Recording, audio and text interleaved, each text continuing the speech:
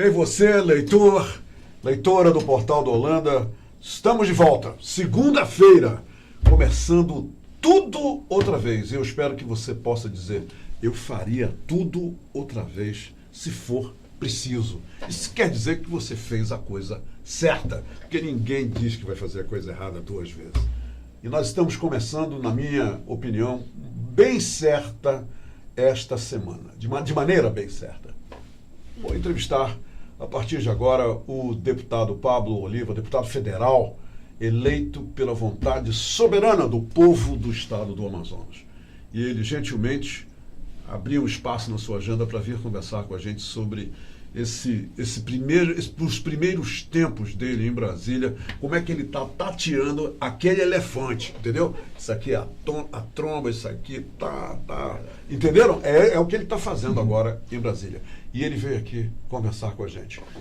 Eu acho que, não precisa nem dizer, mas eu vou dizer, é do nosso extremo interesse e também nós não podemos perder esta oportunidade, porque antes, deputado, depois de eleito, voltava daqui a 4 anos, lembram? Não diziam nada pra gente, a gente sabia pelos jornais, ficavam lá num trono bem distante do povo. E ele tem atendido a todos os nossos convites para vir aqui conversar. Na verdade, isso aqui não vai ser uma entrevista, vai ser uma mistura de... Ele vai nos dizer o que está fazendo, o que vai fazer, prestar contas daquilo que ele está lá em Brasília fazendo pela gente, não por ele, tá bom?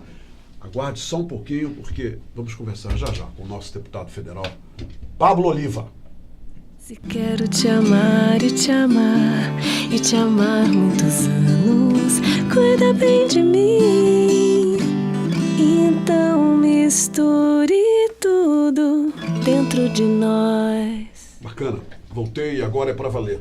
Eu acabei não dizendo na abertura, mas eu desejo a você uma excelente semana e também quero dizer que nós teremos grandes entrevistas iguais a esta que eu vou começar agora durante a semana. Vocês vão ver assuntos escolhidos a dedo, por esse dedo aqui. Tá? Para você. Deputado, seja bem-vindo ao Hora H. Que bom que você voltou. Que bom que você está aqui com a gente. E a primeira pergunta... A honra é nossa também. Lá em Brasília, como é que tem sido, como eu acabei de tatear esse elefante, já que só há alguns dias o senhor está lá reconhecendo o terreno, que daí é uma fase de reconhecimento, não é, deputado? É um ambiente bem diferente, assim, nós temos uma Câmara dos Deputados renovada, quase 50% dela é nova, e lá tem uma força muito grande da sociedade, demonstrou de cara que queria fazer essa mudança. A gente vê lá gente da segurança pública, vê profissionais liberais gabaritados, advogados, médicos, pessoas que estão lá, a maioria delas, eu vejo, sinto isso, com a intenção de fazer algo diferente. Ainda nós temos uma política antiga que não sobrevive dentro da cabeça dos outros parlamentares que estão lá. Esse é o grande desafio, é mudar a consciência das pessoas que estão lá, de que a gente vive um novo tempo. E esse novo tempo, ele pede que a gente venha, inclusive, aqui agora, como eu estou há nem 2 meses de posse e exercício, vindo aqui prestar contas para dizer que essa vai ser a tônica do mandato. Você pode me procurar nas redes sociais o tempo que você quiser e o momento que você achar que é necessário, porque, na verdade, eu sou só um instrumento da vontade dos amazonenses. O que o senhor tem visto lá, já devido a essa proximidade, em termos do governo Bolsonaro? O senhor está com a impressão, igual a todo o povo brasileiro, que realmente o Paulo Guedes, o presidente da República, eles estão no caminho certo, principalmente no que tange à reforma da Previdência? Eles já começaram pelo desafio mais complicado. Mudar a Previdência para os brasileiros que estão vendo essa ideia agora pela primeira vez, não é nada popular. Para início de conversa é uma coisa difícil, um desafio, mais do que um desafio, é uma situação que vem sendo arrastada por um bom tempo, que é a dificuldade que se tem de pagar a Previdência na atualidade. E eu digo que se o Estado não consegue pagar a Previdência hoje, imagina como ele vai fazer para pagar no futuro. E nós não podemos ser 100% contra as mudanças que existem no modelo atual. Senão a gente não vai querer que nossos filhos, nossos netos se aposentem. Vai ser muito egoísmo nosso dizer assim, temos que manter as regras todas como estão, e aí pensar assim, e como vai ficar meus filhos? Como ficará para meus netos? vai chegar um momento que o Estado brasileiro vai dizer, não consigo pagar mais. Por isso que a reforma da Previdência, ela, apesar de não ser nada popular, ela é um remédio amargo que o presidente está tentando colocar logo no começo do seu mandato, justamente para dizer que ele não veio atrás de popularidade, ele veio atrás de solucionar o Estado brasileiro. Se ele quisesse ter popularidade, ele fazia pão e circo. Começava a patrocinar festa, patrocinar uma série de coisas. Toma lá da cá. Toma lá da cá, só para se manter no governo.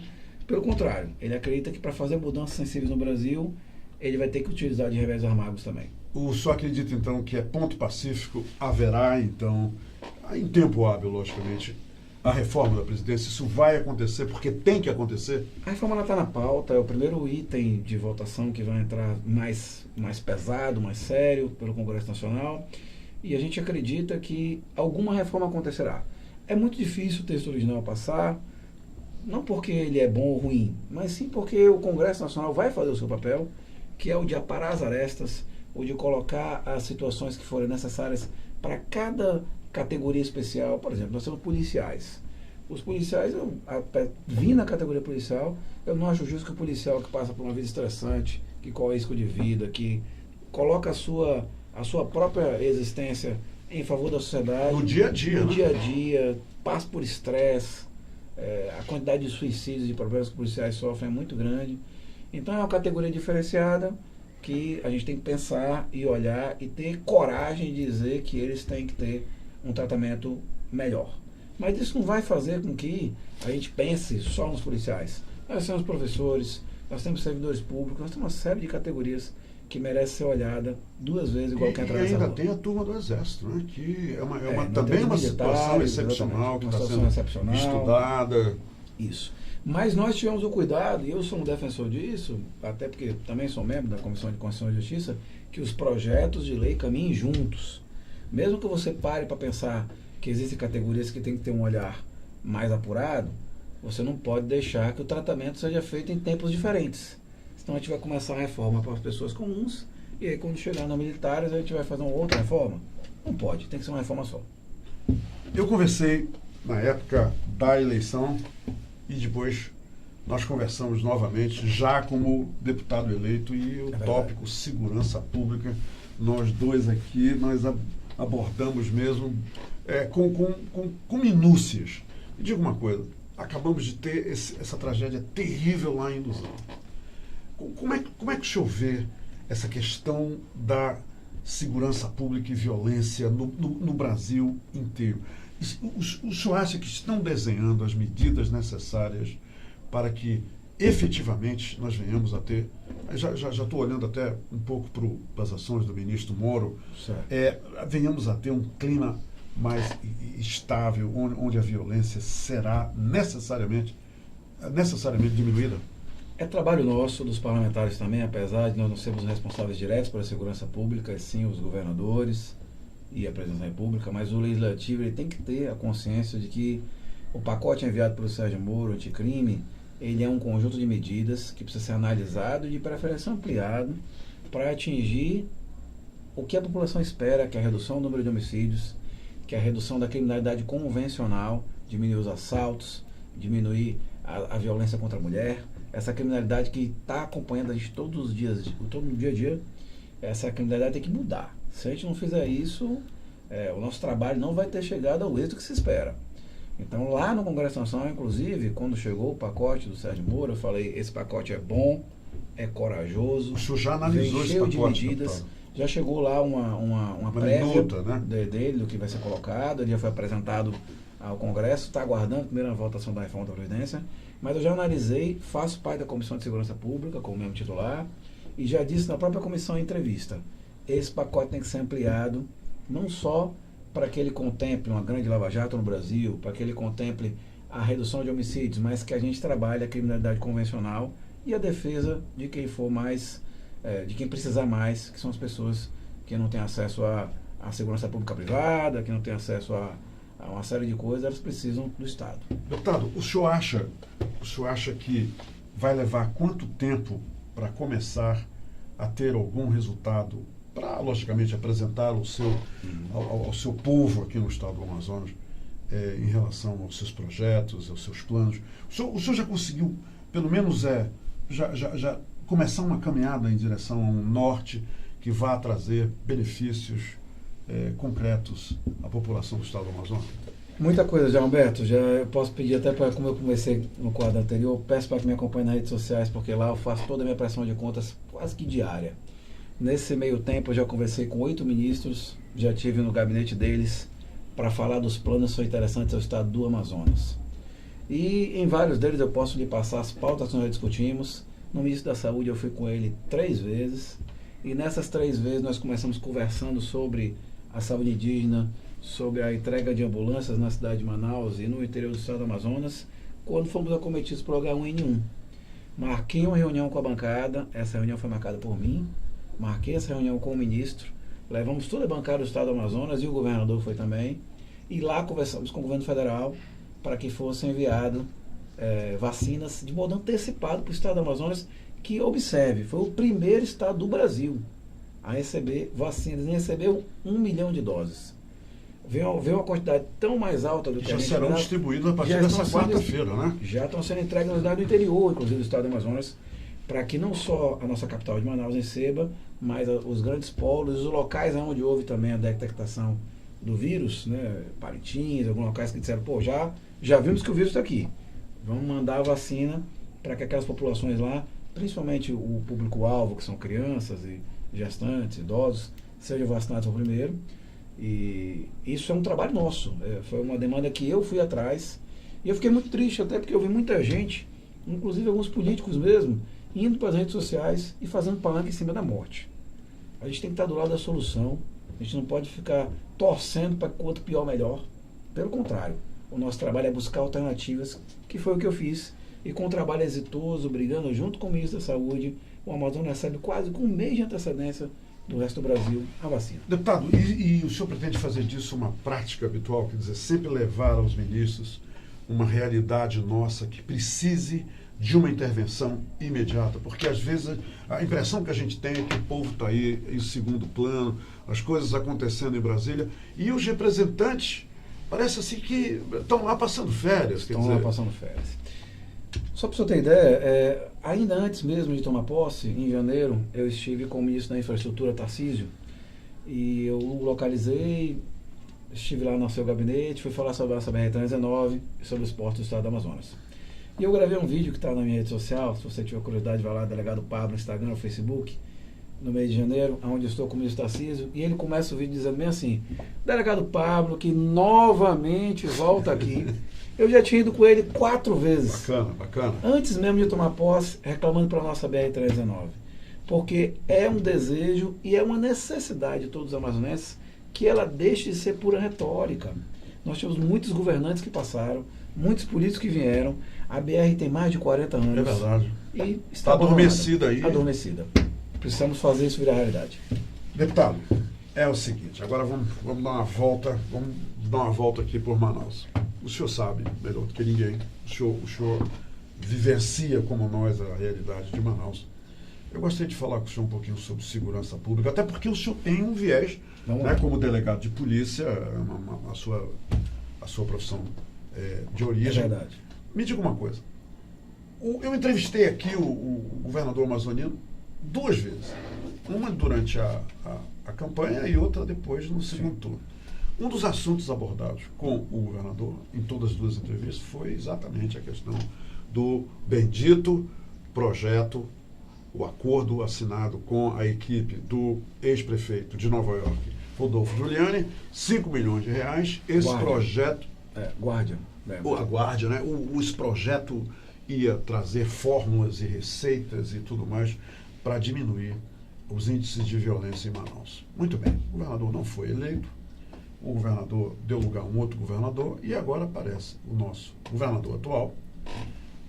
E são notícias ontem e hoje, fazendo uma retirada de 6 milhões de reais para alugar carros blindados para a sua equipe, para ele mesmo. Diga uma coisa, qual é o recado que o governador, na sua opinião, como deputado, como uma pessoa de segurança, qual é o recado que ele está mandando para a população? Primeiro, que a violência aumentou tanto em Manaus, que ele precisa urgentemente se proteger e proteger os seus secretários imediatamente, porque a coisa está braba, né? Bala perdida para lá e para cá, é por isso que a gente compra um carro blindado, porque a coisa está ruim, está braba. Ou o governador sabe de alguma coisa que a população não sabe, principalmente envolvendo o crime organizado, e ele está se protegendo, ele está aí, ó, primeiro os meus, Mateus, primeiro os meus, depois os teus, e depois os teus eu estou falando da população. Qual é a sua opinião? Olha, ninguém está entendendo isso. Eu também não entendi a aquisição desses veículos, acho que realmente eu concordo no primeiro ponto, de uma demonstração de que há uma falência na segurança pública, não porque as autoridades não queiram fazer, mas é resultado de anos de abandono, não foi de uma hora para outra. Isso é fato, não é? As pessoas falam, mas aumentou o assalto, e quando eu era mais novo, isso não acontecia. Realmente, há 20 anos atrás, Manaus era uma cidade que a gente dormia com as portas abertas e não tinha problema nenhum. E hoje em dia a violência entrou numa escalada tão grande que nós somos reféns das nossas próprias grades dentro das nossas casas. E saímos de casa com medo. Isso não pode continuar. Eu espero que o governador ele tenha medidas e planos. Não acredito que possa ser jogado fora o gasto que foi feito com o Guardian. Eu não vi o resultado final do projeto. Isso, e ninguém fala a respeito. Você notou isso, né, não vi o resultado Ninguém final. mais toca no Guardian. Foi feito um levantamento, um diagnóstico. O Giuliani veio aqui. Veio aqui para dizer que tinha sido feito um diagnóstico da violência de Manaus e do estado do Amazonas e que ele ia apresentar medidas. Essas medidas chegaram, salvo engano, a ser entregues ao governo, mas nós não tomamos conhecimento do que é. E eu acho que se já foi pago o estudo, ele tem que ser no mínimo observado e ponderado se vale a pena implementar ou não. Ele estava começando a ser implementado ao final do ano passado e não se deu continuidade. A gente tem que parar com essas medidas que têm a ver com o governo de A, B ou C. Nós temos que fazer medidas que têm a ver com o estado do Amazonas. O senhor quer dizer, é porque era do governo fulano de tal, eu não vou dar continuidade. Agora, exatamente. Isso não é justo com a população, o dinheiro foi gasto, já foi surpreendido um levantamento sobre a segurança pública, por que não utilizar? Se não for para utilizar, tem que explicar porque também não está fazendo.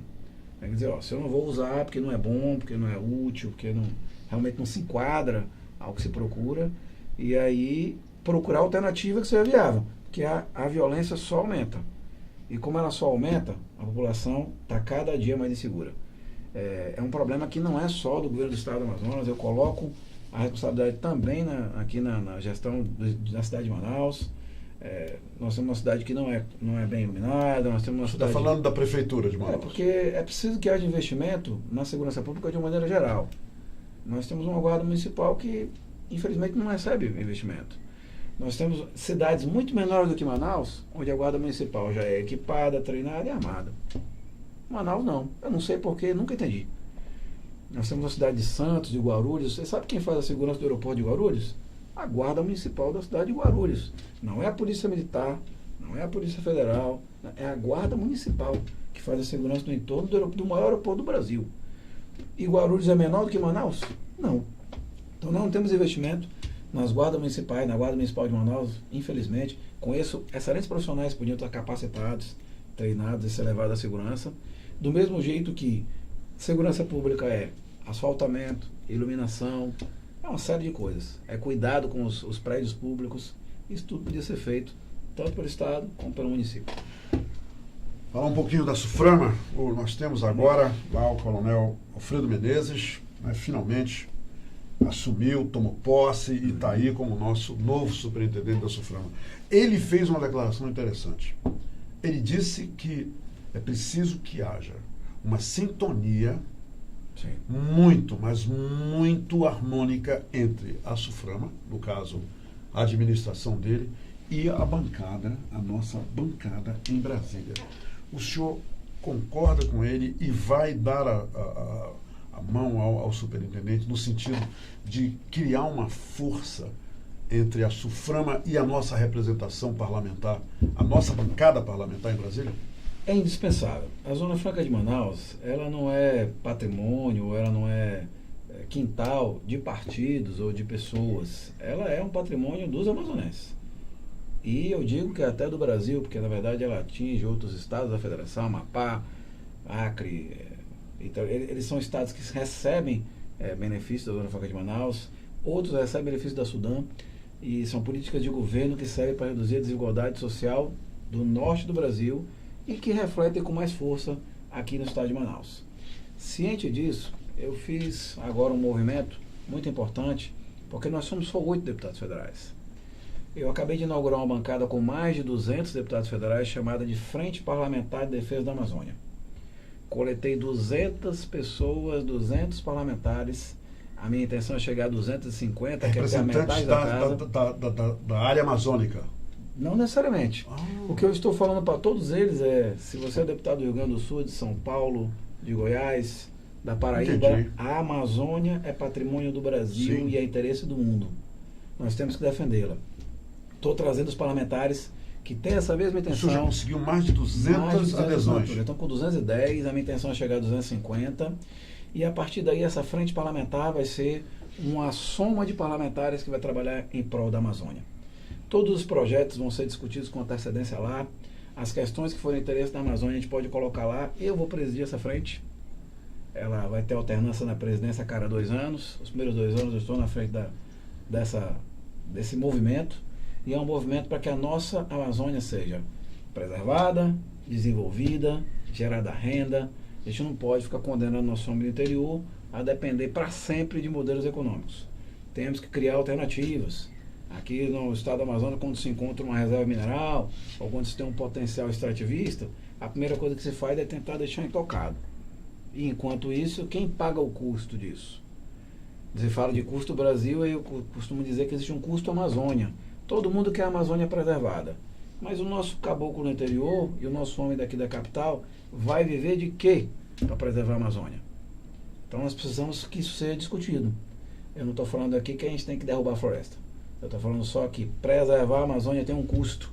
Tem um custo para quem vive aqui. E os parlamentares do resto do Brasil já estão entendendo isso. Nós estamos passando essa notícia e a gente vai trabalhar alternativas de desenvolvimento junto com a Zona Franca de Manaus para que o nosso estado cresça e a Amazônia toda cresça como um todo. Deputado, eu entrevistei aqui há uma semana o cientista e ex-diretor-geral do INPA, Adalberto Val, que disse uma coisa muito interessante. Ele disse o seguinte, que existe mais pobreza na periferia de Manaus do que no interior do estado. Ele também disse que é uma coisa que o incomoda, e a todos os cientistas, nós termos 97% da floresta no estado do Amazonas preservada e o povo em volta, quer dizer, o povo que vive na floresta, dormindo em berço esplêndido em cima de riquezas, cercado por riquezas, mas na pobreza.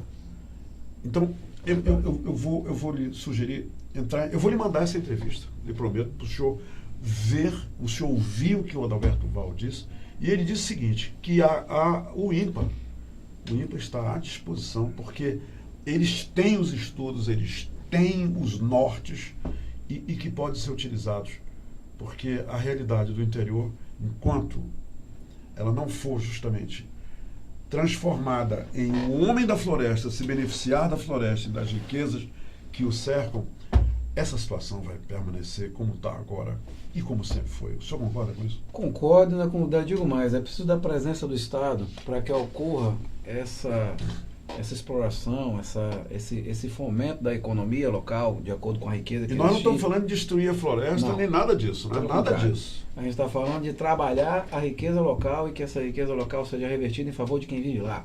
Por que eu digo isso? No sul do Amazonas nós temos locais que são ricos em ouro e em pedras preciosas. O que foi que os governos anteriores fizeram? Criaram reservas de preservação ambiental ou então reservas indígenas em cima desse local. Criaram as reservas, foram embora, ninguém fiscaliza. Sabe o que acontece? Exploração ilegal. A exploração ilegal não beneficia o povo que está lá, e quem faz aquilo de maneira ilegal não faz aquilo para beneficiar a população local, pelo contrário, explora mesmo. Faz com que o cara seja um escravo daquela exploração ilegal. Não há regras, é ilegal. Ao mesmo tempo não recolhe tributos, então o dinheiro não vem para o Estado brasileiro. Quer dizer, não existe benefício nenhum. Não existe benefício nenhum. Polui o meio ambiente, afinal de contas não é fiscalizado. E ainda para dar uma piorada, esse dinheiro que é usado vai fomentar o crime e volta para o Brasil através de drogas e armas. Sai do Brasil e volta para o Brasil para fomentar a violência. Um dos maiores exportadores de ouro do mundo é o Paraguai. O Paraguai não tem uma jazida de ouro. Tem uma jazida de ouro. Esse ouro vem de onde? Esse ouro vem do Brasil verdade. e de outros países vizinhos, levado de maneira legal para lá. E ele volta para dentro do território brasileiro, mexendo com a segurança. Deputado Pablo Oliva, muito obrigado por ter vindo aqui conversar com a gente. E eu volto a lhe dizer que aqui a nossa porta está escancarada. Mi casa es tu casa, aqui no Portal da Holanda. Eu agradeço demais. Entre em contato com a gente e obrigado à sua assessoria, que foi muito gentil, desenhando essa entrevista comigo. Então, e mais uma vez, foi muito bom ouvir do senhor. O senhor sai daqui, eu fico entusiasmado de que realmente as coisas estão andando em direção à mudança. E a mudança para melhor é tudo que a gente quer aqui em Manaus e no estado do Amazonas. Beto, eu agradeço o convite, agradeço todo mundo que nos acompanha aqui nessa live, esse portal que tem milhões de assinantes. Peço para aqueles que quiserem acompanhar mais sobre as realizações do seu amigo Delegado Pablo, entre na nossa página, Instagram, Facebook, @Delegado Pablo. Lá você pode fazer comentários, mandar indicações, explicar aquilo que você acha que é melhor para o estado do Amazonas. Esse mandato é de todos nós. Obrigado, deputado. Obrigado, Beto. Um abraço. Até mais. Minha gente, a gente volta amanhã e amanhã a gente vai falar sobre uma questão muito delicada na cidade de Manaus. Hoje nós tivemos em Manaus, nessa segunda-feira, o enterro de mais um motorista do Uber que foi vítima de violência. Triste. Todos nós daqui, eu sei que o deputado também, Muito lamentamos o que foi feito a esse trabalhador por esses marginais, por esses bandidos. Amanhã eu trago aqui um vereador que está cuidando da legitimação desta categoria e a gente vai conversar muito sobre as mudanças que estão vindo por aí, que vão beneficiar. Eu soube, delegado, eu soube que existe em Manaus, isso aqui é um número mítico, é uma coisa que eu soube, o disse-me diz, que já existem mais de 40 mil motoristas de Uber em Manaus. Eu não sei se isso é verdade, mas o senhor já ouviu falar nesse número? Então, amanhã nós vamos discutir o Uber, esse aplicativo aqui no nosso Hora H. Obrigado, gente. Um abraço. Um abraço.